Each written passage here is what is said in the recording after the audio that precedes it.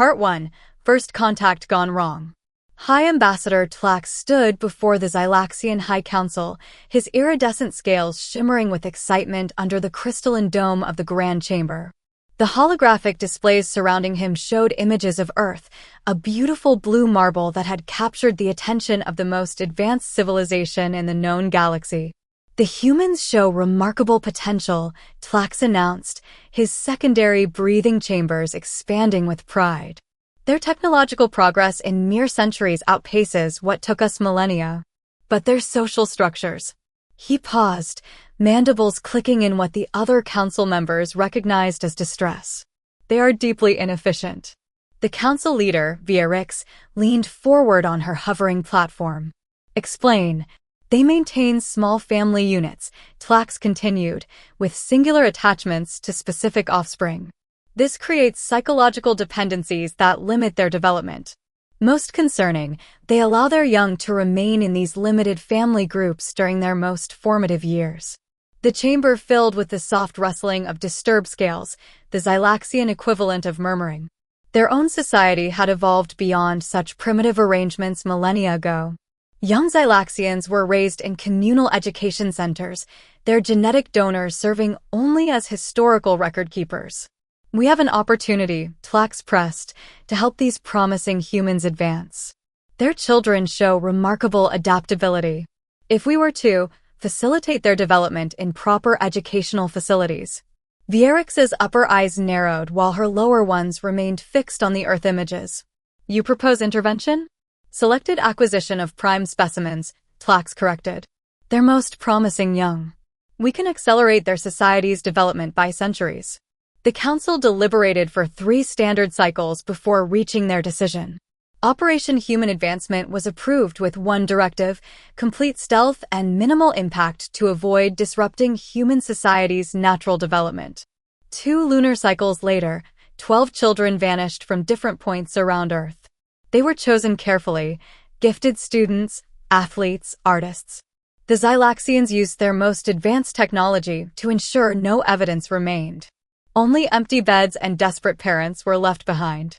Sarah Chin, age 10, had been completing an advanced physics problem when the air in her room shimmered. Michael O'Connor, 8, disappeared during soccer practice. Aisha Patel, 11, vanished while practicing violin in her family's garden. The Xylaxians congratulated themselves on a perfectly executed operation. Their monitoring systems recorded the expected levels of localized distress, but nothing that would destabilize human society. Everything proceeded according to their carefully constructed models. Until it didn't. The first sign that something was wrong came when their quantum sensors detected unusual activity in Earth's military installations. The Xylaxians observed with mild interest as humans began repurposing communication satellites. They noted increased activity in weapons development facilities, but dismissed it. Their stealth technology was centuries beyond human detection capabilities. Then came the message that would make the Xylaxian High Council understand their catastrophic error. It broadcast simultaneously on every frequency in perfect Xylaxian language. You took our children. You didn't declare war. You didn't make demands. You simply took our children and thought we wouldn't find you. Let us be clear, there is no power in this galaxy that will stop us from getting them back. We are coming. And we will not stop. The message was signed, the parents. Tlax rushed to the council chamber, his scales now pale with fear. The holographic displays showed something their models had never predicted. Every human nation had suspended their conflicts. Military resources were being pooled. And most terrifying of all, their monitoring systems were detecting quantum signatures that shouldn't have been possible with human technology. How? Vierix demanded. How are they advancing so quickly? An aide rushed in with more disturbing news. The humans, they're not following any known patterns of space warfare. They're not establishing supply lines. They're not securing territories. They're just coming directly for us. Ignoring all strategic protocols. Tlax watched in horror as the displays showed human ships appearing at the edge of Xylaxian space. They'd somehow crossed distances that should have taken decades to traverse. And their weapons, cobbled together from multiple technologies, inefficient but devastating in their single-minded purpose. The High Council finally understood their terrible miscalculation. They had based their models on rational military responses, on calculated strategic advances. But they had never encountered a species that would burn their own ships as fuel to reach their targets faster. They had never faced an enemy that would sacrifice everything just to recover their young. As the first human ships breached their outer defenses, Tlax realized that they had not merely made a tactical error. They had awakened something their civilization had evolved past so long ago that they had forgotten its power, the primal, unstoppable force of parents protecting their children. The galaxy was about to learn why humans were different, and the lesson would be written in fire. Major Diana Rodriguez stared at the wall of screens in the Pentagon's newly established Crisis Command Center. Each screen showed a different parent's face: engineers, soldiers, scientists, and civilians from every corner of Earth. They were no longer representatives of nations or corporations. They were simply parents, united by a singular purpose. The Xylaxians thought they were being clever, Diana said, her voice carrying to every corner of the globe through quantum-encrypted channels. Her own daughter, Maria, had been among the taken. They chose children from different countries, probably thinking it would prevent a unified response. She allowed herself a grim smile. They clearly never met a PDA group. Dr. James Chin, quantum physicist and father of Sarah Chin, stepped forward. His eyes were ringed with exhaustion, but they burned with determined focus. "We've cracked their quantum signature." They didn't realize that by taking Sarah while she was working on her physics homework, they left traces of their transportation technology. "My daughter." His voice cracked slightly. "My brilliant girl gave us the key to finding them. The bastards took my son during his soccer game." Commander Sean O'Connor's Irish brogue was thick with emotion. Michael's cleats left marks in the grass when they grabbed him. Those marks contained residual energy patterns. "We've been able to track their ship's energy signature through subspace." Around the world, parents who had never met were working with a synchronicity that defied all normal human organizational structures. The Xylaxians had inadvertently created something unprecedented, a network of humans operating on pure parental instinct, enhanced by desperate determination and technological ingenuity. Aisha Patel's mother, Dr. Priya Patel, a leading expert in propulsion systems, joined the conversation. The frequencies in Aisha's last recorded violin note, they matched harmonic patterns in the Xylaxian stealth technology. "We've modified our engines to resonate at those frequencies. We can track them now." The parents had done in weeks what governments had failed to do in decades: unite humanity under a single cause. Military commanders handed over their most advanced weapons to civilian scientists. Corporate executives opened their secret research facilities to former competitors. Every resource on Earth was now focused on one goal: bringing their children home. In orbit, the first ships of the parent fleet were nearing completion. They weren't elegant or efficient by alien standards. They were hybridized monsters of human engineering, warships powered by experimental quantum drives, armored with composites developed by grieving metallurgists, armed with weapons that ignored supposedly immutable laws of physics. "They took our children thinking we were primitive," Diana addressed the assembled parents. "They thought our emotional attachments were a weakness. They're about to learn why every species in the galaxy should fear a human parent's love." The first test of their new quantum drive took place over the Pacific. The ship, named Children's Dawn, broke every known rule of space travel. It wasn't safe by any reasonable standard. But safety had stopped being a priority the moment their children were taken. Dr. Chen's calculations had revealed something the Xylaxians had never considered. Human parents would gladly risk tearing reality apart if it meant saving their children. The quantum drives operated on this principle, channeling the desperate determination of the crew into literally impossible maneuvers. In what would later be known as the Gibraltar Accord, every nation on Earth signed over their military authority to the parent coalition. There was no debate, no political maneuvering. The document was simple: all resources are hereby committed to the recovery of our children. Everything else is secondary. The parent fleet grew. Ships that shouldn't have been possible were crewed by people who shouldn't have been able to work together. Former enemies sat at control stations side by side, their past conflicts forgotten in the face of this greater purpose. Diana looked at the latest intelligence reports. The Xylaxians were still congratulating themselves on their successful cultural intervention. They had no idea what was coming. Their sensors were watching for military movements, for strategic deployments. They weren't watching for parents who had stopped caring about their own survival. "We launch in 12 hours, Diana announced to the global network of parents. "Remember, we're not following any rules of engagement. We're not fighting a war. We're getting our children back." The response came in dozens of languages, but carried the same iron resolve, whatever it takes. As the first ships of the parent fleet prepared to break orbit, Diana looked at the photo of Maria on her command console. "We're coming, baby," she whispered. "And God help anyone who stands in our way." The Xylaxians were about to learn that they hadn't taken hostages, they had created a force of nature. Because while a human military might follow rules of engagement, human parents would tear apart the galaxy piece by piece until they found their children. The hunt was about to begin. The parent fleet emerged from quantum space at the edge of the Xylaxian defense perimeter, their ships trailing streams of impossible energy. Traditional military strategists would have called their formation chaos. It wasn't a formation at all, it was a parent's intuition made manifest in space. Captain Sarah Monroe, whose daughter Emma had been taken from her bed in Seattle, watched as the Xylaxian automated defense platforms activated. Under normal circumstances, their technology was centuries ahead of Earth's. But these weren't normal circumstances. "They're scanning us with standard protocols," Dr. Chin reported from his station on the fleet's lead ship, Parental Fury. His hands flew over the quantum interface he'd designed while studying the residual energy from his daughter's abduction. "They're looking for military signatures. They don't understand. We're not soldiers anymore." The Xylaxian platforms opened fire with precision energy weapons. In response, the parent fleet did something that defied every rule of space combat. They accelerated directly into the barrage.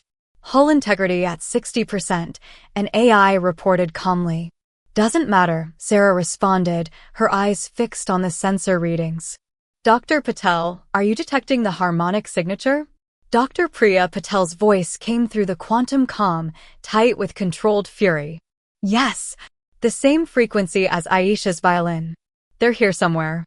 The parent fleet's ships had been built with one purpose: not to fight, not to survive, but to find. Every instrument, every weapon, every system was tuned to the singular goal of locating their children. Conventional military doctrine called it suicidal. Parents called it necessary. "Contact." The cry came from Sean O'Connor's ship. Energy signature matching the kidnapping residuals. Bearing 227 Mark 45. The fleet moved as one, not following any chain of command, but operating on shared instinct. Their engines, powered by a combination of fusion reactors and parents' desperate determination, pushed far beyond safe operational limits. The Xylaxian defense fleet finally appeared, sleek, advanced ships that had dominated this sector of space for millennia. They moved in perfect formation, their tactics honed by countless generations of strategic development. They never stood a chance. The first volley from the parent fleet wasn't designed to destroy. The weapons, crafted by parents who had studied the energy signatures of their children's abduction, phased through Xylaxian shields as if they didn't exist. Each blast carried a quantum scanner, searching for human DNA patterns. Multiple hits, Diana Rodriguez reported from the fleet's command center. "We're getting readings, children detected on 3 of their vessels. Medical stasis signatures." The response was immediate and overwhelming. The parent fleet split into 3 groups, each focused on a single Xylaxian ship. There was no attempt at disabling weapons or negotiating surrender. The human ships simply fired everything they had, their weapons powered by the same desperate energy that had driven them across the galaxy. "They're trying to retreat," someone reported. The observation was met with a cold laugh from Dr. Chin. "Let them try. We built our quantum drives from the energy signature of their kidnapping technology. Anywhere they can go, we can follow." The Xylaxian ships attempted to jump to quantum space. The parent fleet followed, their makeshift drive screaming as they pushed physics past its breaking point. In the quantum realm, they could see the trail left by their children's DNA, a path that glowed like a beacon to their specialized sensors. Sarah watched as the Xylaxian ships emerged from quantum space near a massive space station. Her sensors immediately picked up more human DNA signatures. "They're all here," she whispered. "All our children." The Xylaxian commander's voice came through on all channels, speaking perfect English. "This is a cultural preservation facility. Your offspring are being elevated beyond their primitive." The transmission cut off as Diana Rodriguez entered the channel. "This is the parent fleet. We are not here to negotiate. We are not here to understand your reasons. You have exactly one chance to return our children unharmed. After that," she let the silence speak for itself. On the massive tactical display, hundreds of additional Xylaxian ships appeared, moving to protect the station. They broadcast their capabilities, their weapons' power levels, their shield strengths, a clear message that resistance was futile. The parent fleet's response was to accelerate, their ships' hulls glowing with energy that shouldn't have been possible to contain. They had crossed the galaxy. They had broken physics. They had rewritten the rules of space combat. And they were just getting started. The final battle for their children was about to begin, and the Xylaxians were about to learn why every species in the galaxy would come to fear the words, "You took someone's child." The storm was breaking, and at its heart were the most dangerous beings in the universe, parents who had nothing left to lose. The space around the Xylaxian Cultural Preservation Facility erupted in chaos as the parent fleet engaged. Conventional military doctrine ceased to have meaning. The human ships moved with the desperate, unpredictable intensity of parents searching for their children in a burning building. High Commander Tal watched in mounting horror from the station's control center. "Impossible," he muttered as his tactical displays showed human ships literally burning their own engines to maintain pursuit. "They're killing themselves." "No, they're saving their children," spoke a small voice behind him.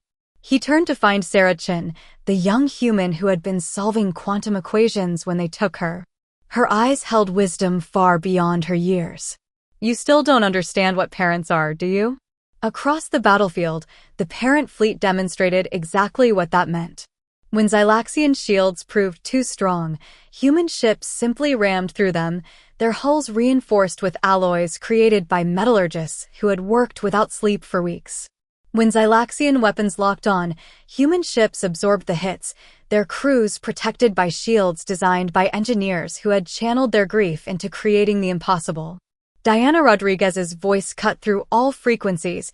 "We have confirmed child life signs in the central hub. All ships, implement Operation Cradle." Operation Cradle was possibly the most insane battle strategy ever conceived. It had been developed by parents who had stopped caring about military doctrine and started thinking about how to get to their children as quickly as possible. The parent fleet split into two groups. The first group began systematically sacrificing their ships, using their dying engines to create a quantum resonance field that matched the frequency of Aisha's last violin note. The second group rode the wave of that resonance, their ship surfing the quantum disruption strait through the Xylaxians' supposedly impenetrable defenses. "They're not even trying to survive the encounter," one of ZYXDAL's officers reported, their scales pale with shock. "They're using their own ships as stepping stones."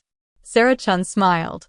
"My dad discovered that quantum resonance when he studied the energy traces from when you took me. He said he'd tear reality apart to find me. He meant it literally." The station shuddered as the first human ships breached the outer defenses. They weren't firing weapons anymore. They were simply crashing through, each impact calculated to create a specific frequency that weakened the station's structural integrity. In the medical bay where Michael O'Connor was being held, the young boy heard his father's voice through the station's compromised communication system. "Close your eyes, son. It's going to get bright." The station's inner chambers erupted in carefully controlled chaos. Teams of parents, who had trained for this moment with single-minded focus, breached containment fields using technologies that violated dozens of physical laws. They weren't soldiers anymore. They were mothers and fathers who had crossed the galaxy to find their children.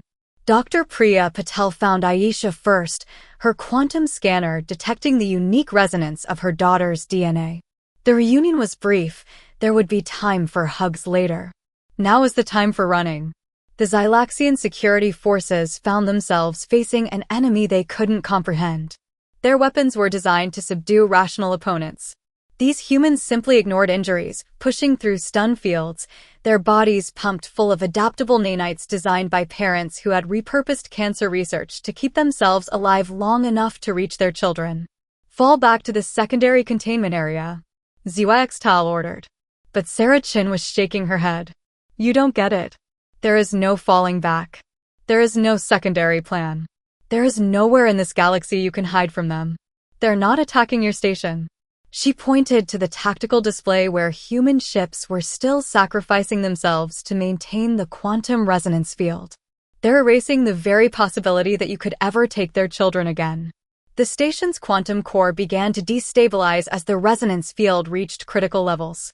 Through the chaos, Diana Rodriguez's voice remained calm. All parents, you have 3 minutes to reach your designated extraction points. After that, this facility will cease to exist in normal spacetime. In the final moments, as parents carried their children to safety through corridors warped by quantum destruction, the Xylaxians finally understood. They had not merely kidnapped children, they had unleashed something they couldn't control. They had awakened an aspect of humanity that their advanced civilization had forgotten existed. The last thing High Commander Tal saw before the station collapsed into quantum space was Sarah Chin being carried out by her father, the physicist's eyes burning with the same impossible energy that powered their ships. As the parent fleet regrouped, carrying their precious cargo home, they left behind more than a destroyed station. They left a message written in quantum fire across the galaxy: never take a human child. The consequences would rewrite physics itself. The storm had broken, and in its wake, the galaxy would never be the same. The Galactic Council convened an emergency session, their grand chamber filled with representatives from 1,000 civilizations. The topic: the event that would become known as the Parent Protocol Incident. On the central display, footage played of human ships turning themselves into quantum bombs to reach their children. Ambassador Tall of the Meridian Confederation rose to speak, their crystalline form vibrating with concern. We have grossly misunderstood humans. We thought their emotional attachments to offspring were a primitive trait to be outgrown. We were wrong. The footage shifted to show Dr. Chen's quantum calculations, equations written in the desperate hours after his daughter's abduction. Xenoscientists had been studying them for weeks, trying to understand how human parents had achieved the impossible. Their technological advancement wasn't despite their emotional bonds, Professor Zarnine, the Council's chief xenobiologist, explained. It was because of them. When we took their children, these humans didn't just advance their technology, they rewrote the laws of physics through sheer force of will. In Earth orbit, the parent fleet had been transformed into a permanent defensive force. The ships, still bearing the scars of their impossible journey, stood as a warning to any species that might consider testing humanity's resolve again. Diana Rodriguez, now Earth's first ambassador to the Galactic Council, stepped onto the speaking platform. The chamber fell silent. Here was one of the architects of what many were calling the most significant advancement in quantum physics since the discovery of space travel. You're all trying to understand how we did it, she began, her voice carrying the weight of experience. Your scientists are studying our quantum drives, our weaponry, our shields. But you're missing the point. We didn't advance because we wanted to. We advanced because you left us no choice. The display showed images of the reunited families.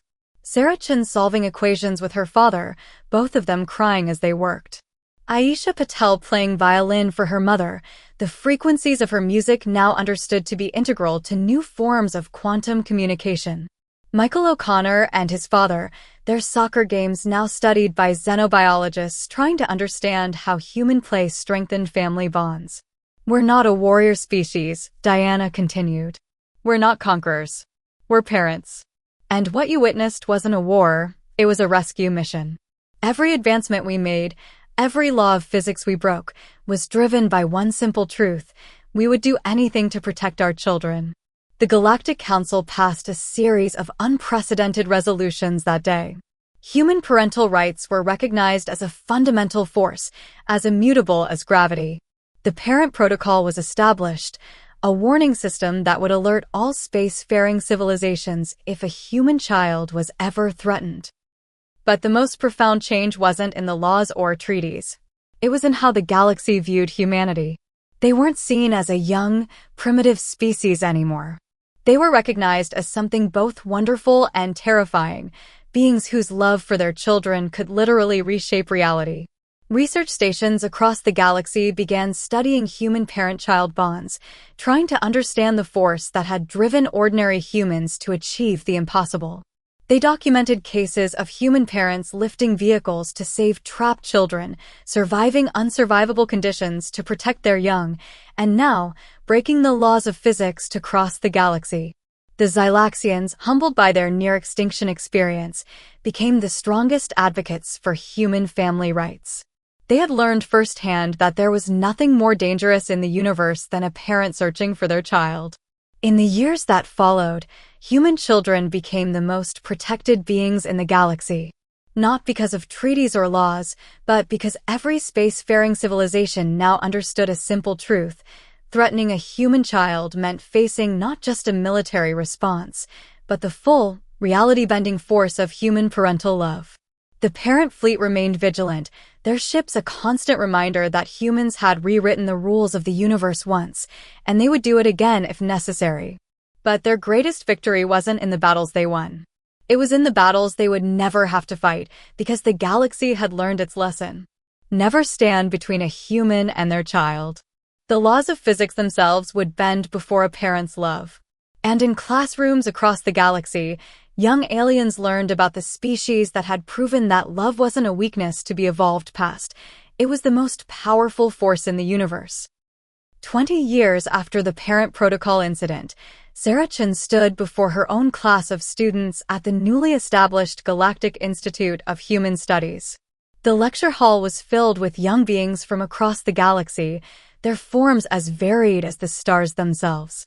Above them, through the transparent dome, the parent fleet's successor ships patrolled, not as weapons of war, but as symbols of an unshakable promise.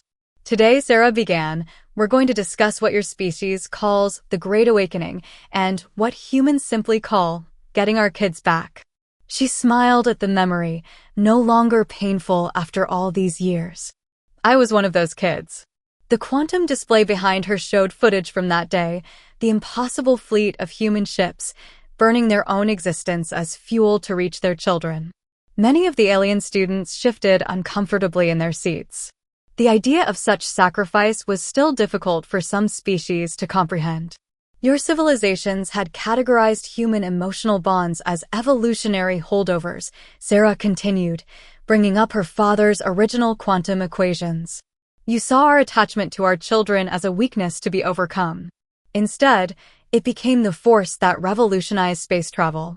In the years since the incident, humanity's quantum breakthroughs had transformed galactic society. The desperate calculations of parents trying to reach their children had unlocked secrets of the universe that thousands of years of rational scientific study had missed.